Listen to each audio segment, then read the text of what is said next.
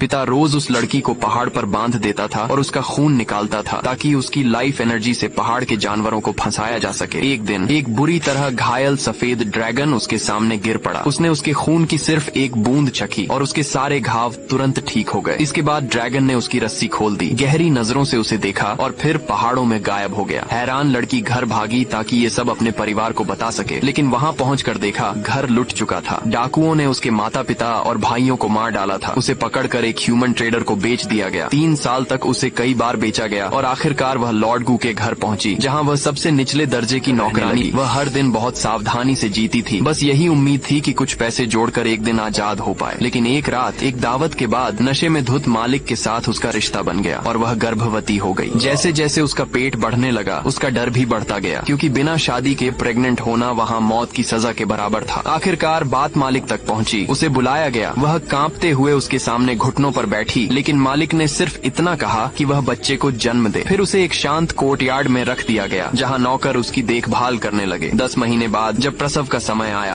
दाई अंदर गई, लेकिन तुरंत डरकर पीछे हट गई। लड़की ने नीचे देखा और लगभग बेहोश हो गई। उसने बच्चे नहीं बल्कि 3 छोटे सफेद ड्रैगन को जन्म दिया था। तभी दरवाजे पर दस्तक हुई। मालिक आ गया था। लड़की ने खुद को संभाला, ड्रैगन्स को अलमारी में छिपाया और अपनी सारी बचत दाई को देकर उसे चुप रहने की कसम दिलाई। दरवाजा खुला, मालिक अंदर आया, लेकिन उसे कुछ अजीब नहीं लगा। लड़की ने झूठ बोला कि बच्चा मरा हुआ पैदा हुआ था और उसे हटा दिया गया है। दाई ने भी उसकी बात का समर्थन किया। मालिक ने ज्यादा सवाल नहीं किए और चला गया। तीनों छोटे ड्रैगन्स को देखते हुए लड़की को 3 साल पहले वाला सफेद ड्रैगन याद आया और वो सपना भी, जब उसे लकड़ी के कमरे में बंद किया गया था। तब एक नरम आवाज ने वादा किया था कि वह हमेशा उसकी रक्षा करेगा। उसे लगा शायद ये उसी का बदला है। ड्रैगन्स बहुत शांत थे। जब उन्हें भूख लगती तो बस हल्के से अपने पंजों से उसे छूते। वे सामान्य खाना नहीं खाते थे, इसलिए लड़की को चुपके से रसोई में जाकर सूप और बकरी का दूध चुराना पड़ता। इस बीच हवेली में उसके बारे में अफवाहें फैलने लगी। लोग उसे बदनाम और बेशर्म कहने लगे। वह सबकी नजरों में मजाक बन गई। कुछ समय बाद मालिक ने गवर्नर की बेटी से शादी करने का फैसला किया। उसी दिन स्टीवर्ड नौकरों के साथ आया और उसे हवेली से निकालकर शहर के बाहर एक जर्जर जगह पर छोड़ गया। तीनों छोटे ड्रैगन्स को